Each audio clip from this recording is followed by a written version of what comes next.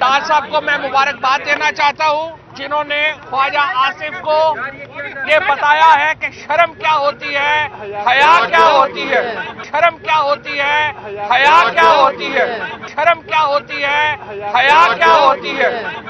और आज अल्हम्दुलिल्लाह अली बाबा के साथ 40 चोरों का भी एहतसाब हुआ है।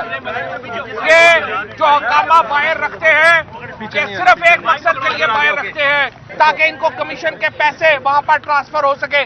बहुत बड़ी कामयाबी है आज पाकिस्तान की अवाम की, पाकिस्तान तहरीक इंसाफ की और उस्मान डार की और सियालकोट की, और इसके अलावा इससे 29 के हमारे जलसे को एक नई तहरीक मिली है।